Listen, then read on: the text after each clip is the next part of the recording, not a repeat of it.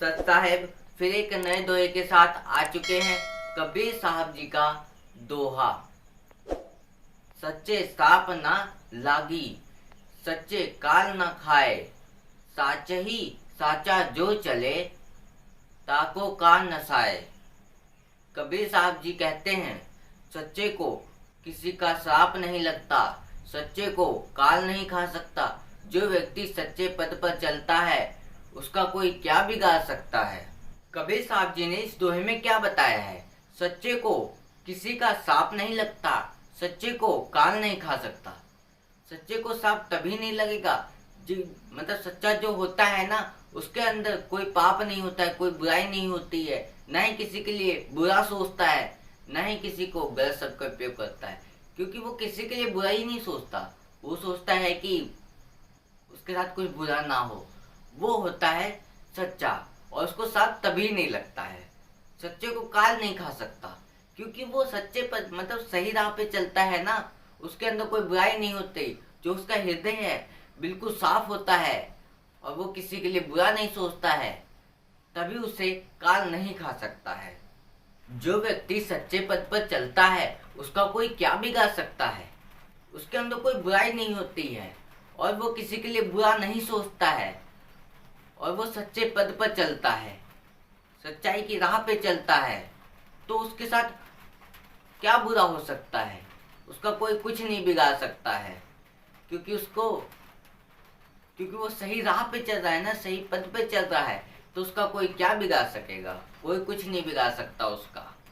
तो इसीलिए सही राह पे चलो, सही दिशा में चलो और किसी के लिए बुरा ना सोचो, तभी तुम्हारा कोई कुछ नहीं बिगाड़ पाएगा।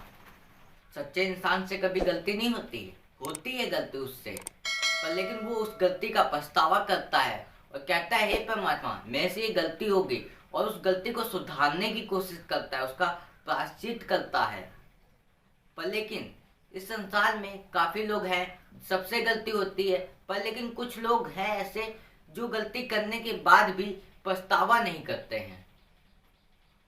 पछतावा नहीं करता है और बुरा करके भी पछतावा नहीं करता कि मैंने किसी के साथ बुरा किया है, उसका भी पछतावा नहीं करता है। जब नहीं करता है तो फिर अपने जीवन में कुछ भी आने वाले टाइम में कुछ बुरा होता है तो वो पीछे के कर्म में होते हैं। जो तुमने गलत किया है किसी के साथ, तो उसका परिणाम तो तुम्हें भोगना ही होगा ना।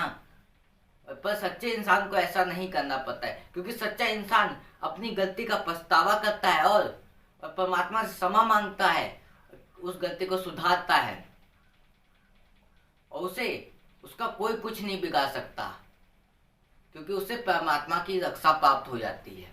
तो इसीलिए अपने जीवन में कोई गलत कार्य मत करो और किसी के लिए बुरा मत सोचो, क्योंकि वो आने वाले टाइम में आपको भोगना पड़ सकता है। तो किसी के साथ गलत मत करो और ना ही किसी के लिए बुरा सोचो। अपने अंदर की सारी बुराइयों को खत्म कर दो। जब अपने अंदर की सारी बुराइयों को खत्म कर दोगे ना, तब उस परमात्मा की रक्षा तुम्हें प्राप्त हो जाएगी, फिर तुम्हारा कोई कुछ नहीं बिगाड़ पाएगा। कबीर साहब जी ने इस दोहे में यही बताया है, जो सच्चा होता है उसको कभी सांप नहीं लगता है, जो सच्चे को काल भी नहीं खा सकता, क्योंकि उसके अंदर कोई बुराई ही नहीं है।